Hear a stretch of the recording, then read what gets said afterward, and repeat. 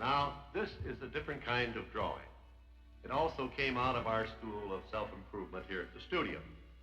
It is a blueprint of a piece of equipment designed to make cartoons more realistic and enjoyable. This is the plan for a super cartoon camera. We call it the multiplane camera. It was intended for use in our feature-length cartoons. You see, we decided for features, the camera needed improvement too. Actually, the pre-feature cartoon camera was fairly simple in construction and operation, and generally very satisfactory. Here, a Mickey Mouse short is being put on film. Mickey has been inked and painted on transparent sheets of celluloid.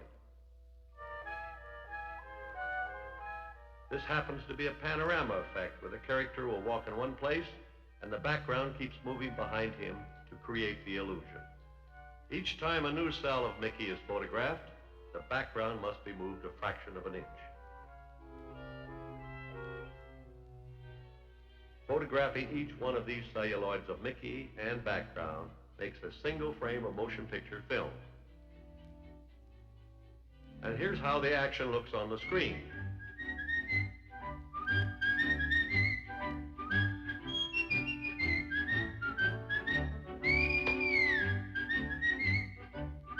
Now note that our character is capable of giving us a real feeling of 3 dimensions.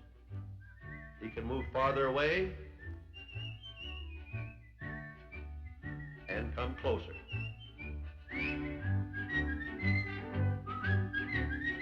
He can turn so that we see all sides of him. He seems to have roundness. There's nothing flat about him. He can almost poke his finger in your eye. But when he leaves, when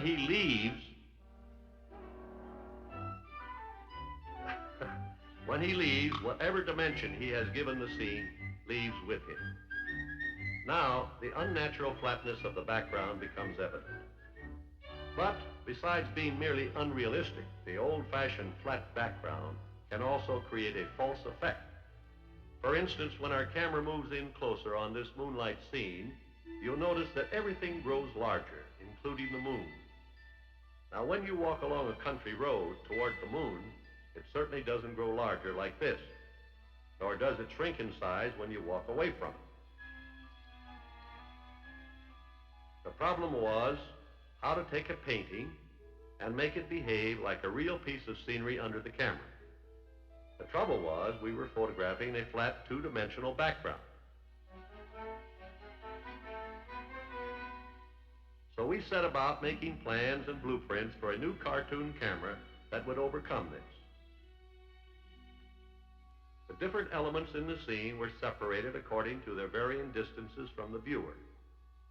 This put the moon on a plane farthest away from the camera.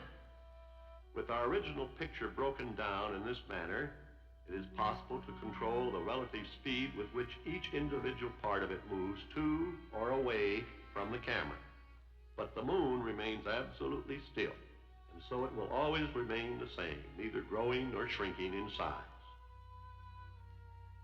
Of course, our cartoon camera does not shoot sideways, but is placed above and shoots downward toward the drawing.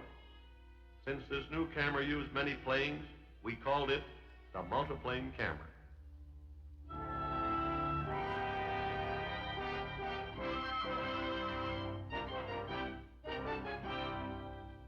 And here now is our same moonlight scene the way the multiplane camera sees it. As you can see, we finally got the moon to keep its proper distance. This trick of obtaining a feeling of real depth and dimension in our painted backgrounds was used extensively in the feature cartoons. Perhaps an outstanding example of this occurs in the opening scenes of our cartoon feature, Bandy. Here we see the multiplane camera crew preparing to shoot that scene. Here are the planes for that scene, each with its own separate part of the background painted in oil on glass.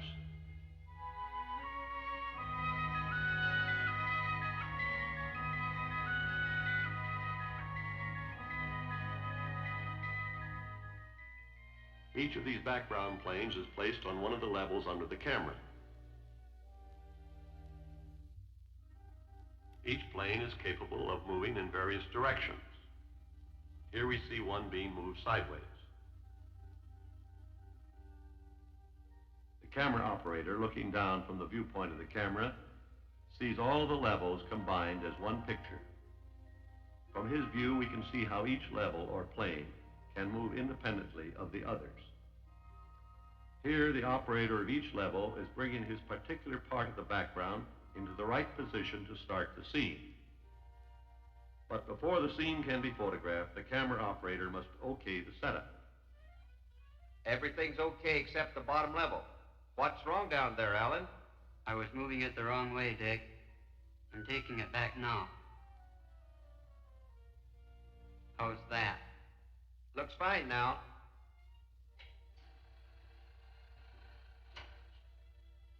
Okay, we've got that frame. Let's get set for the second exposure.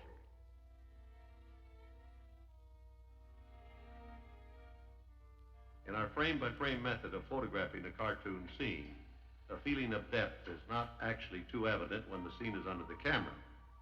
You might be thinking that it looks as flat as the old-fashioned type of cartoon background. In fact, it does while it holds still. The trick of the multiplane camera is movement.